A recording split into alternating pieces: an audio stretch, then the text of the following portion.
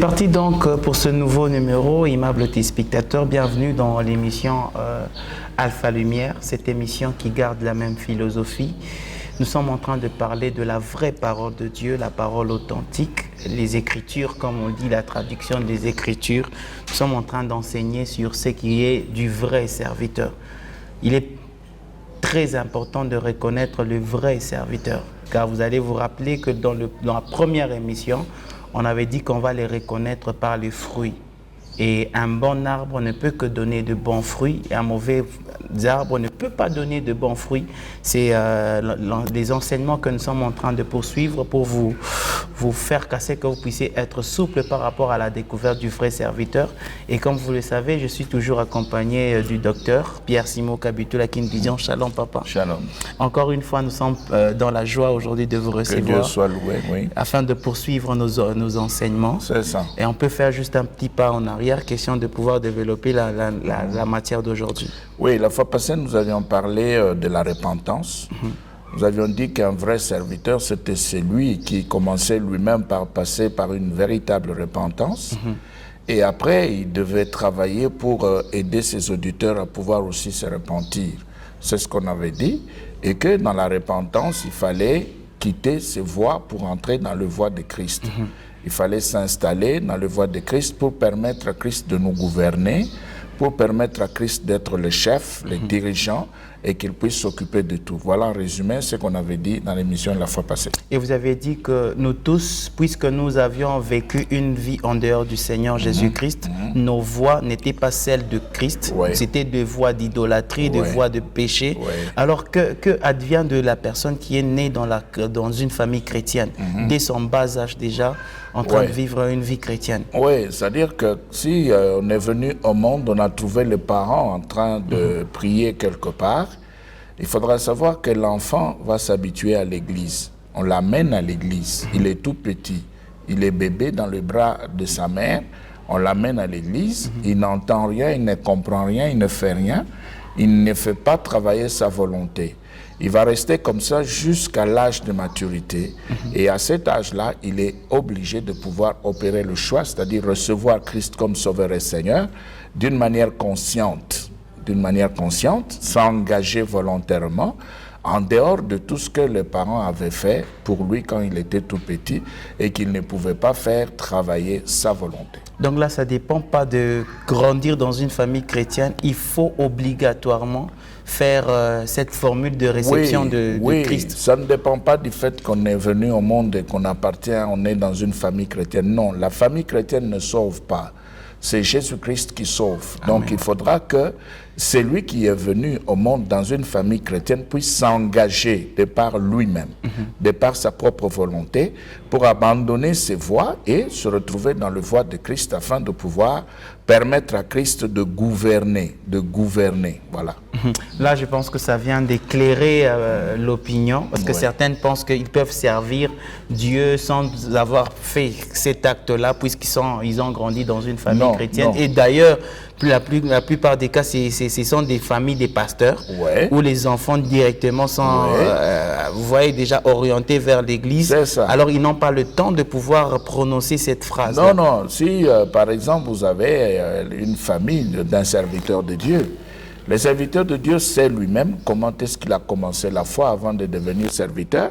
Et même quand il a ses enfants dans la foi, il devra à un moment donné aider les enfants à pouvoir recevoir Christ comme Sauveur et Seigneur.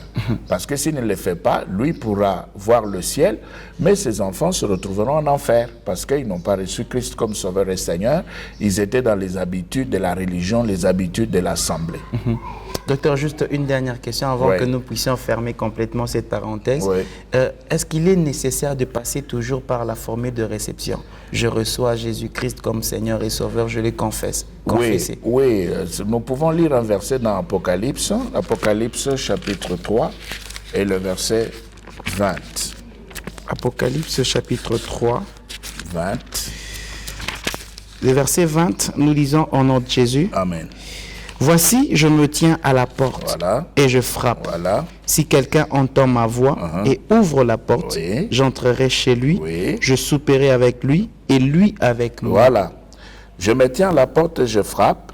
si quelqu'un entend ma voix, si quelqu'un, c'est-à-dire on prêche, on présente l'évangile, on reçoit l'évangile. C'est ça, entendre la voix.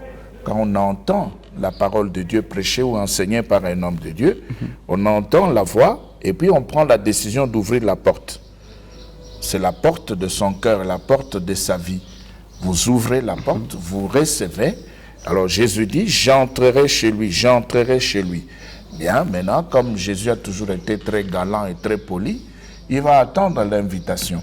Alors il faudra que celui qui vient de le recevoir puisse effectivement ouvrir la porte de sa vie, de son cœur, de sa maison, pour que Jésus puisse entrer. Et c'est pourquoi cette formule-là est importante. Merci beaucoup. Nous sommes prêts à entamer la matière d'aujourd'hui. Ok. Aujourd'hui, nous allons parler de la nouvelle naissance. Nous voulons parler de la nouvelle naissance, c'est-à-dire un vrai serviteur de Dieu qui s'est repenti, qui a changé de voie. Eh bien, il doit aussi passer par la nouvelle naissance. Maintenant, quand on passe par la nouvelle naissance, celui qui est vrai parlera de sa nouvelle naissance. Il ne peut pas se taire, il ne peut pas cacher. Il doit parler de sa nouvelle naissance. Il doit raconter comment est-ce qu'il s'est converti, où est-ce qu'il a été baptisé, qui l'a aidé à pouvoir recevoir Christ comme Sauveur et Seigneur. Il doit présenter ses parents dans la foi, qu'on appelle communément parents spirituels. Mais nous disons que ce ne sont pas des parents spirituels, ce sont des parents dans la foi. Lisons dans Hébreux 12. Hébreux 12. Oui. Et le verset 9. Hébreux 12, le verset 9. Oui. La Bible dit d'ailleurs, puisque nos pères, selon la chair, nous ont châtiés, Voilà. et que nous les avons respectés, Voilà. ne devons-nous pas, à bien plus forte raison, nous soumettre au Père des esprits pour Voilà. avoir la vie? Voilà. Donc ici, on nous dit, nous avions respecté le Père. Vous voyez 9. Oui. D'ailleurs, puisque nos pères selon la chair. chair. Père selon la chair, c'est... Le Père biologique. Oui, le père biologique. Oui. C'est père selon la chair. Maintenant, on continue. On dit, nous ont châtiés et que nous les avons respectés. Ne devons-nous pas, à bien plus forte raison, nous soumettre au Père des esprits? Le Père des esprits, c'est Dieu. C'est Dieu qui est le Père des esprits. Sur la terre, les pasteurs, les bergers, les serviteurs de Dieu qui aident les gens à pouvoir se convertir, c'est un parent dans la foi, c'est un père dans la foi. C'est un père dans la foi. Ce n'est pas comme on dit, un père spirituel, c'est lui notre père spirituel, c'est mon père spirituel. Non, non. Le père spirituel, c'est Dieu. Le père spirituel, c'est Dieu. Et sur la terre, nous avons ceux-là qui nous encadrent dans les églises. Ceux qui nous encadrent dans les églises, ce sont nos parents dans la foi parce qu'ils nous donnent la parole de Dieu qui est la nourriture de l'esprit et puis ils nous aident à pouvoir grandir avec le Seigneur. Donc ce sont nos parents dans la foi. Il n'est pas question de les considérer comme étant le Père spirituel. D'ailleurs, on peut lire un verset là dans 1 Timothée. 1 Timothée. Oui. 1. 1. Oui, 1 Timothée 1, le verset 2. 2, la Bible dit, à Timothée, mon enfant, légitime en la foi. Voilà. Vous voyez Paul comment il dit? Il ne l'appelle pas mon fils spirituel, non. Il dit, à Timothée, mon enfant, légitime en la foi. En la foi. Donc Paul reconnaît le fait que il est le père de Timothée dans la foi. Donc nous avons Dieu qui est le Père spirituel, nous avons les parents biologiques sur la terre et nous avons les parents qui nous nourrissent la parole de Dieu dans les assemblées, dans l'église. Donc le pasteur n'est pas le Père spirituel, le pasteur c'est le Père dans la foi. On peut lire toujours dans 1 Timothée 1, maintenant on peut lire le verset 18. 18, il est dit, le commandement que je t'adresse, Ouais. Timothée mon enfant, Voilà. selon les prophéties faites précédemment à ton Ouais, sujet, ouais. c'est que d'après elles, tu combattes le bon combat. Voilà. Quand Paul dit Timothée, mon enfant, il parle de ce qu'il avait fait de Timothée en passant par la parole de Dieu. Paul n'avait pas enfanté Timothée dans la chair, mais il l'a enfanté dans la parole de Dieu. Donc, un vrai serviteur de Dieu parle de sa nouvelle naissance, comment il s'est converti, où est-ce qu'il a été baptisé, qui l'a aidé à pouvoir recevoir Christ comme Sauveur et Seigneur. Comment s'appelle-t-il? C'était dans quelle assemblée? Il doit en parler. Il doit présenter cela. Pourquoi? Parce qu'il y a aujourd'hui plusieurs Melchisédek, plusieurs sortes de serviteurs qui sortent de bois, sans parents dans la foi. On ne sait pas d'où sortent-ils et ils ont été encadrés par qui. On ne le sait pas, mais on le voit seulement sur le terrain de travail, en train de prêcher et d'opérer ce qu'on considère aujourd'hui comme miracle. Donc c'est le premier point. Il doit parler de sa nouvelle naissance, il doit parler, je me répète, de sa conversion, de son baptême, il doit donner publiquement le nom de ses parents dans la foi. C'est comme, par exemple... Donc c'est lui qui l'a baptisé, oui. C'est lui qui l'a fait venir. Voilà, c'est comme moi. Moi, mes parents dans la foi sont dans la 30e communauté pentecôtiste. J'ai été gardé, élevé par le pasteur Ilunga Diabupemba. J'ai reçu l'évangile par Ronald Mono, mais le pasteur de l'assemblée qui nous a gardés dans la foi, c'est Ilunga Diabupemba. Il est connu dans cette ville, vous voyez. Donc, les vrais ne cachent pas, parce que c'est lui qui ne parle pas de sa nouvelle naissance, qui ne parle pas de sa conversion, qui ne parle pas de son baptême, de sa première assemblée, là où il a été nourri dans la foi. C'est qu'il est en train d'annuler ce qu'on voit dans la Bible qu'on appelle généalogie. Docteur, vous avez dit qu'il doit aussi parler de sa date. Vous n'avez pas donné votre date. Je me suis converti en 1979. Voilà. Jusqu'aujourd'hui. Je viens voir. Jusqu'aujourd'hui. Vous voyez? Alors, c'est pour vous dire ceci, que justement, nous sommes avec Christ dans ses voies. Mais malheureusement, aujourd'hui, ce que nous sommes en train de voir, c'est tout à fait le contraire. Tout à fait le contraire. Vous allez voir un serviteur de Dieu qui laisse l'assemblée, qui voyage, qui va à Dubaï. Qu'est-ce qu'il est allé chercher à Dubaï? Il est allé faire les affaires. Et là, il peut faire 6 mois. Alors, ça, c'est quel type de berger? On est dans quel gouvernement? Non, docteur, c'est ça son travail. Oui. L'apôtre Paul a remarqué que les peuples de Thessalonique étaient en train de, à un certain moment, quand ils ont embrassé l'évangile, ils se sont tellement donnés à l'œuvre de Dieu qu'ils ont vendu, ils ont arrêté tout, et ils sont venus au temple. L'apôtre Paul remarque, il dit, mais comment je vais conseiller ces gens? Il leur donne une proposition. Celui qui ne travaille pas ne mange pas non plus. C'est ça. Très bien. C'est ça aussi son travail, non, pour nourrir sa famille. Non, ça veut dire que si c'est ça son travail, il devra donc tout équilibrer. Il devra équilibrer. Parce que si la bergerie lui a été confiée par le grand berger, eh bien il va perdre cette bergerie. Parce que pendant ces 6 mois, il est parti pour acheter le savon à Dubaï et venir revendre. Très bien. Bon, le savon, c'est un exemple que je donne là. Il revient, d'accord, il revient avec des cartons de savon. Mais pendant ces 6 mois, il a laissé les brebis entre les mains de n'importe qui. Le technon, le fils. Oui, mais il a laissé... Qui fait tout selon son père. Et vous savez très bien qu'on ne laisse pas un enfant sans vêtements à l'extérieur. C'est un enfant. Non, tout disciple accompli est comme son maître, papa. Donc s'il a confiance en son fils, donc il peut se représenter à travers son fils, avec le transfert d'onction. Oui, mais il peut le faire, mais le travail n'avait pas été donné au fils.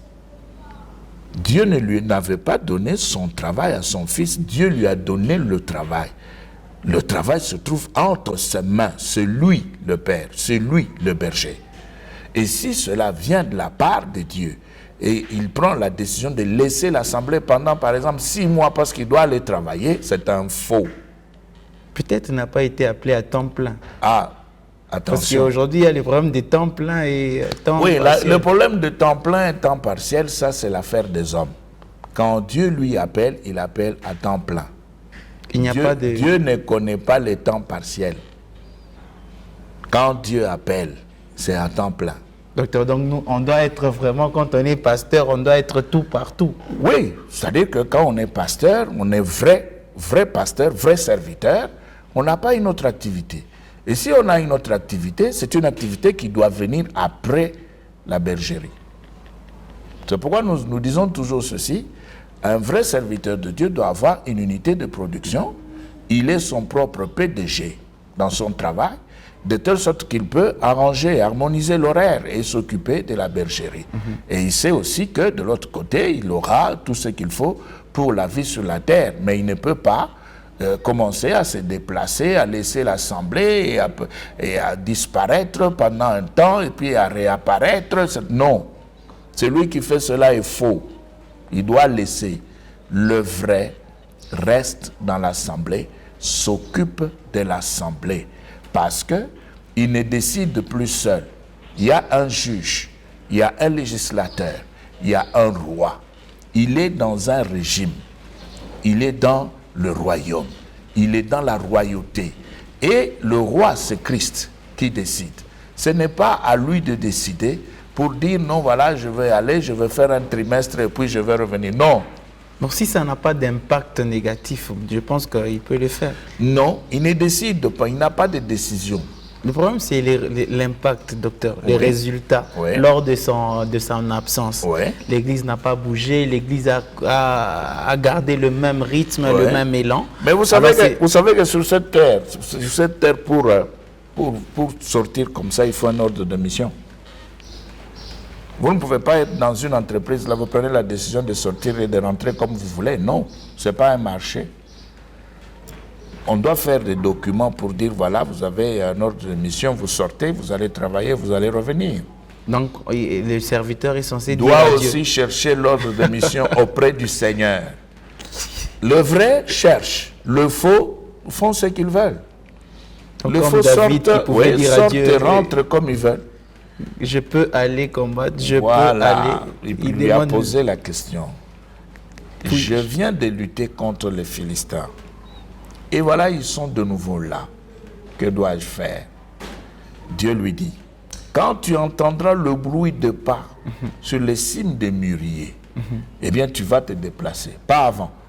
Tu n'as pas à suivre l'ancienne méthode. J'ai changé de méthode. Voilà, c'est ça. C'est ça le vrai. Le vrai s'incline devant les juges, devant les législateurs. Il le consulte. Il les consulte pour qu'il puisse absolument recevoir l'ordre de mission. Sinon, il est faux lui aussi. Parce que quand on est dans un gouvernement, il y a des postes hiérarchisés. Oui. Alors, on ne peut pas sortir comme ça sans consulter son supérieur.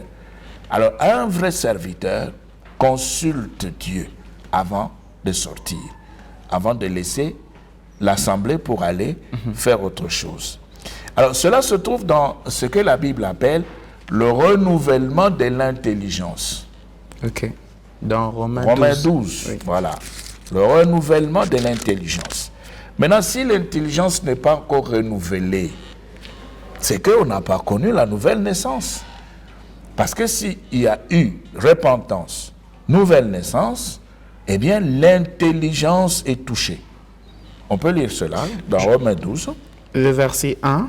Oui. Je vous exhorte donc, frères, par les compassions de Dieu, à offrir vos corps comme un sacrifice vivant, saint, agréable à Dieu, ce qui sera de votre part un culte raisonnable. Ce qui sera de votre part un culte de raison. Des raisons raisonnables, la tête, voilà, Ne vous conformez pas au siècle présent, mais soyez transformés par le renouvellement de l'intelligence, afin que vous discerniez quelle est la volonté de Dieu, ce qui est bon, agréable et parfait. Voilà, Paul le dit, ne vous conformez pas. Oui. au siècle présent. Il ne faudra pas dire, je suis dans le champ de Dieu, à temps partiel, j'ai le temps de pouvoir sortir, aller faire mon travail, et puis je reviendrai. Non, ça c'est le siècle présent. On prend un petit repos à Rio de Janeiro. Non. À la plage là-bas, quand même, ça fait du bien. Non, c'est le monde, c'est la chair, c'est pas Christ. Un petit C'est pas repos. les juges. Après un travail. On va parler du repos. Docteur. C'est pas les juges, c'est pas les législateurs, c'est pas le roi. Ça fait quand même du bien aussi. Non, on va parler du repos tout de suite là. Mais ici, ce qu'il faut comprendre, c'est le fait que Paul dit, ne vous conformez pas au siècle présent, oui. mais soyez transformés. Transformés, c'est ça la nouvelle naissance. Soyez transformés, transformés. Un vrai serviteur de Dieu, c'est un homme transformé par la parole de Dieu. Un homme transformé par l'Esprit de Dieu. Ce n'est pas quelqu'un qui se retrouve toujours dans ce qu'il avait l'habitude de faire avant Christ. Non. Alors Paul dit, transformé par le renouvellement de l'intelligence. Voilà. Tu es passé par la repentance. Tu as connu la nouvelle naissance. C'est une bonne chose.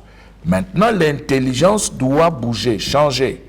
Docteur, c'est l'intelligence naturelle que vous aviez citée dans les émissions précédentes. Oui, ça veut dire que ici, c'est la sagesse de Dieu qui vient se poser sur l'intelligence naturelle de la personne.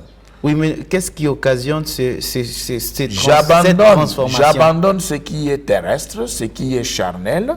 Je prends ce qui appartient à Dieu, ce qui est spirituel, ce qui se trouve dans la parole de Dieu. J'attends les décrets, les décisions du juge. J'attends que mon législateur puisse délibérer et présenter ses décisions.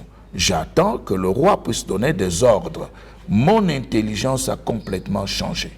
Ah, docteur, donc c'est même dans l'ordre du caractère, du comportement, parce que l'intelligence, je l'utilisais par exemple dans l'application de certaines choses. Vu que mon intelligence est renouvelée, je suis appelé maintenant à faire ce que je ne pouvais pas faire autrefois par mon intelligence. Ça veut dire que tout change. Tout change. Je suis devant un juge qui décide, qui analyse et qui décide, et qui me dit ce que je dois faire. C'est lui, le législateur, qui me présente des lois. C'est lui, mon roi, le roi de ma vie. Et quand il décide, il parle, je suis obligé de suivre.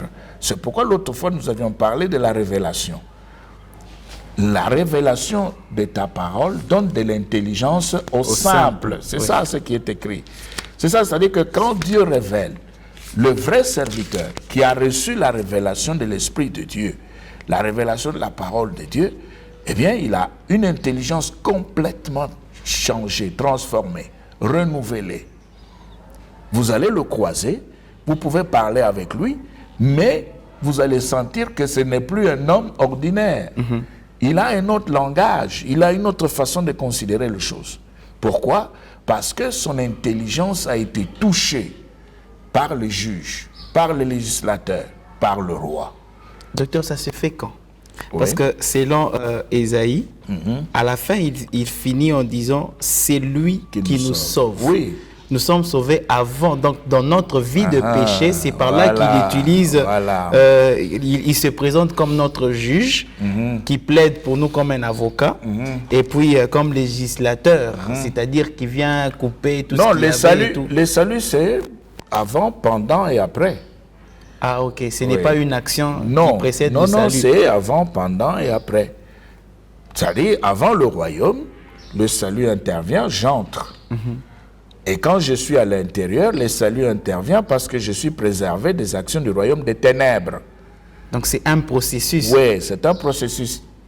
Et c'est pourquoi ici le prophète dit, c'est lui qui nous sauve. Qui nous sauve. C'est lui qui nous protège du royaume des ténèbres, des actions de l'ennemi. Parce que quand le royaume de Dieu se présente, le royaume de Satan recule.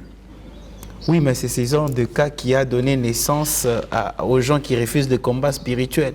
Pour dire pourquoi vous allez combattre alors que Christ est là. Non. Parce que si son royaume s'est présenté... C'est le travail de fils de Dieu. Le combat spirituel. C'est le travail du Fils de Dieu. De par votre déclaration, parce que pourquoi je dis ça? Parce que on rencontre cette opposition.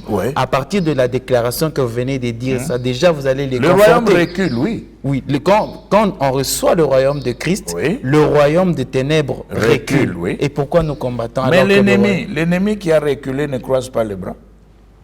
Il va revenir. C'est ça. Chaque fois que les Philistins connaissaient une défaite, qu'est-ce qu'ils faisaient?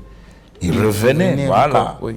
Mais dans le même Ésaïe, je crois que c'est 59, 19, on dit lorsque l'esprit de l'ennemi se révélera comme un fleuve, l'esprit de l'Éternel le mettra en fuite. Dans d'autres versions, on dit l'esprit de l'Éternel élèvera l'enseigne. Oui, justement, la bannière. La bannière pour montrer que ce peuple m'appartient. Oui, justement.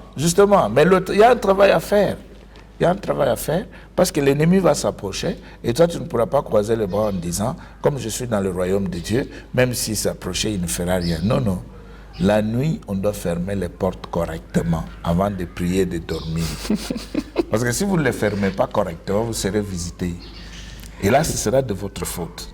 Vous voyez, vous devez faire votre part. Et quand vous terminez votre part, vous verrez l'Esprit de Dieu venir faire la part de Dieu chez vous. C'est comme ça que ça marche. Ça fait quand même du bien. C'est pas sortir du sujet parce que quand vous dites que la nuit on doit fermer la porte, un autre passage va nous dire que si le Seigneur ne veille sur la ville, c'est lui qui veille en vain. Mais veiller c'est quoi? C'est venir fermer la porte? Non. Ça c'est une opération d'ordre spirituel. Ça ne veut pas dire que sur le plan matériel, comme ça, vous laissez les portes ouvertes, puis vous dites, bon, si le Seigneur ne veille pas, bon, c'est lui qui... Non. Non, c'est pas comme ça que ça se passe. Sur le plan matériel, moi, je fais ce que je dois faire. Et je m'arrête là. Et sur le plan spirituel, l'Esprit du Seigneur s'approchera pour accomplir la part de Dieu. Amen. Et alors là, on est en sécurité. Vous voyez, vous sortez là, vous avez un véhicule, vous êtes sur la chaussée, le véhicule n'a pas de documents, il n'y a pas de vignette, il n'y a rien, vous n'avez rien acheté, pas de contrôle technique, pas d'assurance, rien du tout. On va vous arrêter. Et quand on va vous arrêter, vous devez payer des amendes. Même si vous avez les dons. Oui, mais vous ne pouvez pas dire j'ai les dons spirituels, quittez devant moi, je suis dans le royaume de Dieu. Non, vous ne pouvez pas faire ça. Vous ne pouvez pas dire aux gens, voilà, moi j'ai un juge formidable. C'est mon législateur, il est mon roi, attention. Non, non. Il me sauve. Non, non. Vous êtes sur la terre, vous devez respecter le gouvernement terrestre. Vous devez être un bon citoyen. Et puis de l'autre côté, vous avez fait votre part. Le reste, le Seigneur lui-même le fera. Alors, docteur, ici l'apôtre Paul parle du conformisme. Oui. Il dit, ne vous conformez pas au siècle présent. Et soyez transformés par le renouvellement. Est-ce que le conformisme peut jouer un rôle sur l'échec de la transformation, dans l'échec du renouvellement de l'intelligence? Prenons seulement ce que nous appelons mode. Prenons seulement ce qu'on appelle mode. Les jeunes gens, comment ils s'habillent? Parce que Satan est derrière ce que le monde considère comme étant la mode. Vous voyez? Pourquoi? Parce qu'il veut prostituer tout le monde. Et les plus petits enfants et les adultes. Satan cherche à maintenir la pédophilie et la prostitution. Maintenant, comment y arriver? Eh bien, il a tout imposé pour réveiller la sexualité. Mais maintenant, si vous vous conformez à cette mode-là, vous attirez l'esprit de prostitution. Et vous allez vous prostituer sans le savoir et sans le vouloir. Vous allez vous retrouver dedans parce que simplement, vous êtes allé chez autrui et vous avez pris complètement les valeurs sataniques. Ce que vous devriez normalement laisser tomber. Mais je préfère que nous puissions continuer avec 1 Corinthiens 3. 1 Corinthiens chapitre 3. Oui, je suis. Alors là, on va prendre le verset 16 et 17. 16 et 17, nous lisons notre Jésus. Amen. Ne savez-vous pas que vous êtes le temple de Dieu et que l'Esprit de Dieu habite en vous? Si quelqu'un détruit le temple de Dieu, Dieu le détruira. Car le temple de Dieu est saint et c'est ce que vous êtes. Voilà. Ici, la première pensée qu'il faudra retenir, c'est le fait que c'est 1 pour 1000 et 1000 en 1. 1 pour 1000 et 1000 en 1. Ça veut dire quoi? Ça veut dire que ici, c'est d'abord individuel. Le chrétien lui-même, il a l'Esprit de Dieu en lui. Un vrai serviteur a l'Esprit de Dieu en lui. Et c'est l'Esprit de Dieu qui crie par lui, Abba, Père. Oui. Et cet esprit ne peut que l'aider à pouvoir accomplir la volonté de Dieu, à considérer Christ comme étant le juge, le législateur et le roi, les trois fonctions. Alors maintenant, on vous dit que si quelqu'un détruit le temple de Dieu, premièrement, sur le plan individuel, comme l'esprit se trouve dans le corps, le chrétien n'a pas le droit d'utiliser son corps de n'importe quelle manière. Il n'a pas le droit de mettre son corps dans n'importe quoi. Parce que son corps est considéré comme étant le temple de l'esprit. Voilà. Donc, il doit soigner, entretenir le corps, parce que l'esprit est à l'intérieur. Un vrai serviteur de Dieu ne mangera pas n'importe quoi. Parce que si vous mangez n'importe quoi, vous allez détruire le corps. Donc, Oui. on doit faire le tout pour oui. mettre à l'aise l'esprit qui est locataire en nous. Voilà, c'est-à-dire que tout est fait pour que l'esprit qui se trouve dans le corps puisse être à l'aise. Voilà, c'est ça le grand problème. Vous ne pouvez pas commencer à vous droguer. Vous droguez, pourquoi? Vous détruisez le temple, Dieu va vous détruire. Vous voyez ce qui se passe là? Vous ne pouvez pas vous droguer. Ou à boire aussi la bière. Voilà, vous ne pouvez pas vous enivrer.